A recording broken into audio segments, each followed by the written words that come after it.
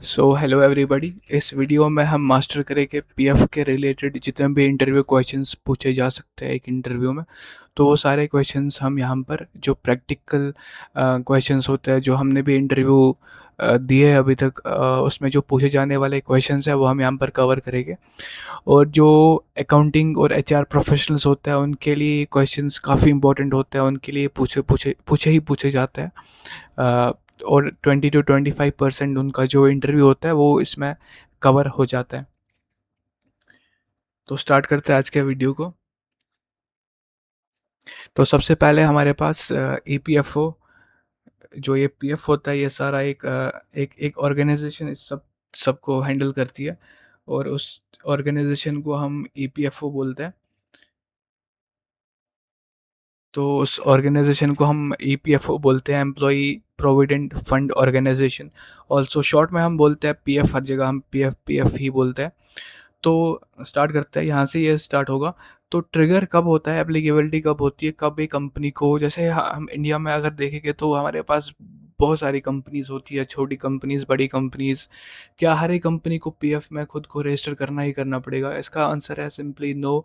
हर एक कंपनी को नहीं करना पड़ेगा, क्योंकि अगर कोई कंपनी पीएफ में जाती है तो उसके साथ साथ कुछ एडिशनल कंप्लाइंसेस भी उसके ऊपर आते हैं, बर्डन उसके ऊपर बढ़ता है। उसको एक डेडिकेटेड एक एम्प्लॉय रखना पड़ेगा पड़ेगा जो ये चीज़ें हैंडल करेगा एक कंपनी के लिए। तो हर एक कंपनी के ऊपर ये चीज़ें एप्लीकेबल नहीं होती है। अब किन कंपनीज़ के ऊपर ये एप्लीकेबल होता है, जैसे फॉर एनी कंपनी जिसका जो एम्प्लॉय हेड काउंट है वो 20 से एक्सीड कर रहा है।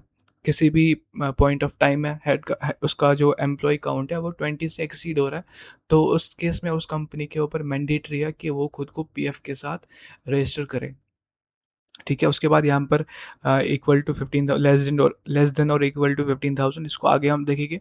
फिलहाल अगर आपसे पूछा जाएगा कि कब मैंडेटरी है कंपनी के लिए उसको पीएफ में खुद को रजिस्टर करना है, तो आपका आंसर होना चाहिए कि अगर कोई भी company at any given of period of time उसके जो एम्प्लॉय का जो काउंट है वो 20 से एक्सीड करे, तो उस केस में उस कंपनी को पीएफ के साथ खुद को रजिस्टर करना ही करना पड़ेगा। उसके बाद कैलकुलेशन। अब पीएफ के साथ कंपनी को अब रजिस्टर करना पड़ेगा। तो क्या होता है कि कुछ अमाउंट ऑफ मनी हम कंट्रीब्यूट करते हैं। ठीक है, तो वो क्या होता है वो हम यहाँ पर देखते हैं। कैलकुलेशन होता है, कैलकुलेशन पार्ट पे आते हैं। तो both employer and employee are required to contribute 12% each. हर महीने एम्प्लॉयर और एम्प्लॉय दोनों को 12% कंट्रीब्यूट करना पड़ता है टुवर्ड्स पीएफ, और पीएफ के बाद इसको वहाँ पर गवर्नमेंट के पास डिपॉजिट करना पड़ता है। अब यहाँ पर एक और कैच है, आपसे पूछा जाएगा कि जो कंट्रीब्यूशन अमाउंट होता है 12% आप बोल दोगे, लेकिन आपसे पूछा जाएगा कि उसका जो फर्दर ब्रेकअप होता है वो कैसे होता है। जो एम्प्लॉई अपना कंट्रीब्यूशन करता है वो स्ट्रेट अवे 12% उसके पीएफ में जाता है, प्रोविडेंट फंड में जाता है। लेकिन जो एम्प्लॉयर कंट्रीब्यूशन करता है उसके दो ब्रेकअप होता है, दो पार्ट्स होता है। सबसे पहले 3.67% जो होता है टुवर्ड्स पीएफ में जाता है, यानी कि प्रोविडेंट फंड में अगेन जाता है।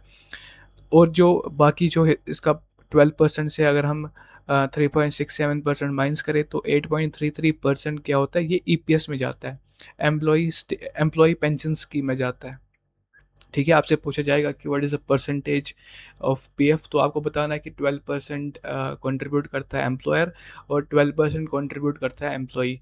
और एम्प्लॉय का 12% स्ट्रेट अवे पीएफ में जाता है, लेकिन जो एम्प्लॉयर का कंट्रीब्यूशन होता है उसके दो बाइफर्केशन होता है, ये आपको यहाँ पर बता देना है। उसके बाद इम्पोर्टेंट क्वेश्चन आपसे पूछा जाएगा कि सैलरी का मतलब क्या होता है। देखो, अगर आप देखोगे अपनी सीटीसी भी अगर आप देखोगे तो सीटीसी में डिफरेंट कंपोनेंट्स होते हैं एक सैलरी का। जैसे बेसिक पे होता है, बेसिक सैलरी होती है।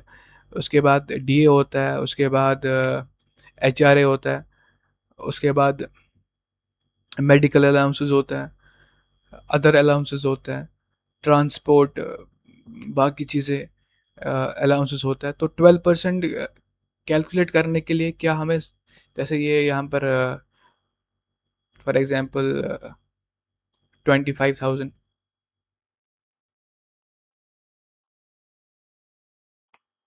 25,000, ये हमारे पास फॉर एग्जांपल 15,000, उसके बाद ये 9,000, उसके बाद ये 6,000, 2000। क्या पीएफ कैलकुलेट करने के लिए जो हमें 12% कैलकुलेट करना है, क्या वो हमें इन सबको प्लस करने के बाद देखना पड़ेगा? इसका आंसर है बिल्कुल भी नहीं। पीएफ में हम ओनली एंड ओनली पहले जो 2 पार्ट होता है बेसिक प्लस डीए, इनको हम ऐड करके इसके ऊपर 12% का कंट्रीब्यूशन रेट हम निकालते हैं।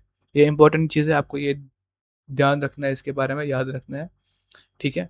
तो 12% किसके ऊपर होता है? 12% बेसिक एंड डीए के ऊपर होता है, बाकी चीज़ें हमें एक्सक्लूड करने हैं। उसके बाद ड्यू डेट क्या होता है? ड्यू डेट होता है 15th of the next month. अगर अभी जून चल रहा है, तो जून अगले मंथ जुलाई 15 तक हमें पीएफ को जो हमने डिडक्ट कर रहा है, उसको हमें गवर्नमेंट के साथ ईपीएफओ वेबसाइट पे उसको डिपॉज़िट करना है। उसके बाद कुछ इम्पोर्टेंट जो प्रैक्टिकल क्वेश्चंस पूछे जाते हैं इंटरव्यू में, जो हमने फेस कर रहे हैं, वो पूछे जाते हैं। तो डायरेक्टली वो क्वेश्चंस मैं आपके सामने यहाँ पर लिखे हैं मैंने कुछ, तो ये डायरेक्टली आपसे पूछे जाएंगे ये क्वेश्चंस। जैसे सिनेरियोज आपसे आपसे पूछे जाएंगे, जैसे न्यू ज्वाइनी है, कोई न्यू एम्प्लॉय ज्वाइन कर रहा है, उसकी जो पीएफ वेजेस है, पीएफ वेज अभी हमने डिस्कस करा, पीएफ वेज में बेसिक प्लस डी आएगा, लेस देन और इक्वल टू 15,000 है, क्या उसको पीएफ में जाना है, मैंडेटरी है या ऑप्शनल है?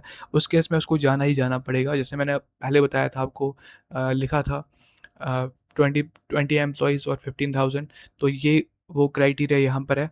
तो 15,000 से कम अगर किसी की इक्वल टू और लेस देन 15,000 है, तो उसके पास कोई ऑप्शन ही नहीं है, उसको पीएफ में जाना ही जाना पड़ेगा, ठीक है? कंट्रीब्यूशन रेट क्या रहेगा? 12% एंड 12%।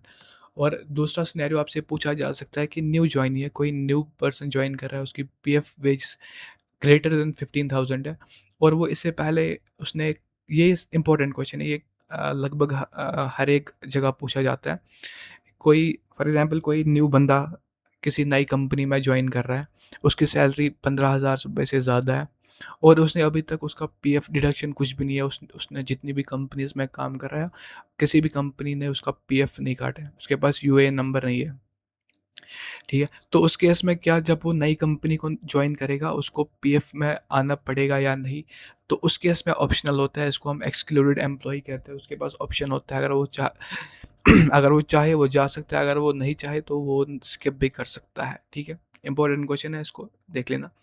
उसके बाद एग्जिस्टिंग पीएफ मेंबर, उसकी सैलरी, फॉर एग्जांपल कोई एम्प्लॉयी है, उसकी सैलरी 15,000 है, उसका पीएफ सही से डिडक्ट हो रहा है। अगर उसकी सैलरी अब 15,000 से एक्सीड हो रही है, तो उसको क्या पीएफ में रहना अभी भी मैंडेटरी है या उसके लिए ऑप्शनल हो जाता है? इसका आंसर है नहीं, उसको कंटिन्यूअसली एक बार पीएफ में डिडक्शन होगी, अब उसको कंटिन्यू उसको करना ही करना पड़ेगा। और उसके बाद employee wants to contribute more than 12%, ये भी पूछा जा सकता है कि 12% दोनों कंट्रीब्यूट करते हैं। क्या होता है, कभी जो एम्प्लॉयी होता है वो कहता है कि नहीं, मैं अपने एंड से कुछ ज़्यादा कंट्रीब्यूट करूँगा, वो 12% नहीं, वो कहता है कि नहीं, मैं 15%, मैं 20% कंट्रीब्यूट करूँगा। तो वो उस केस में हो सकता है ऐसी कोई लॉ में ऐसा कोई प्रोविज़न है? तो आंसर है येस। वो वीपीएफ यानी कि वॉलंटरी प्रोविडेंट स्कीम से ये चीज़ें कर सकता है। उसमें एम्प्लॉयी जो होता है वो अपने हिसाब से कंट्रीब्यूशन कर सकता है। लेकिन यहाँ पर एम्प्लॉयर के ऊपर कोई भी उसके ऊपर कोई भी ज़बरदस्ती नहीं है कि उसको भी उतना ही कंट्रीब्यूट करना है जितना एम्प्लॉयी कंट्रीब्यूट कर रहा है। अगर एम्प्लॉयी 15% कंट्रीब्यूट कर रहा है, एम्प्लॉयी अगर 15% कंट्रीब्यूट कर रहा है, तो एम्प्लॉयर के ऊपर कोई भी यहाँ पर रिक्वायरमेंट नहीं है कि उसको ये मैच करना है, उसको वो अपना 12% आराम से कर सकता है। उसके बाद फॉर्म्स के बारे में पूछा जा सकता है कि फॉर्म कौन-सा यूज़ होता है, कि कोई कंपनी में न्यू एम्प्लॉयी अगर जॉइन कर रहा है, तो उसको रिपोर्ट करने के लिए ईपीएफओ पे कौन-सा फॉर्म लगता है, तो उसके लिए आपको बताना है कि फॉर्म वी। अर्लियर अलग-अलग फॉर्म यूज़ होते थे, फॉर्म 10, और अब फॉर्म वी आ गया है, जिसमें मेजॉरिटी ऑफ द फॉर्म्स को मिलाकर, जैसे एम्प्लॉयी को दिखाना होता है कि टर्मिनेट कितने हुए, न्यू मेंबर्स कितने हुए, तो उन सब के लिए अभी फॉर्म वी ही यूज़ हो रहा है। तो यहाँ पर मैंने अभी आपसे बताया था कि यूएएन नंबर हर एक एम्प्लॉयी का अलॉट होता है जब वो पीएफ में रजिस्टर होता है, तो वो मैं यहाँ पर लिखना भूल गया था। यूनिवर्सल अकाउंट नंबर इसका फुल फॉर्म होता है, ये भी आपको याद रखना है। तो पीएफ में रजिस्टर होने के बाद आपको यूएएन नंबर अलॉट होता है।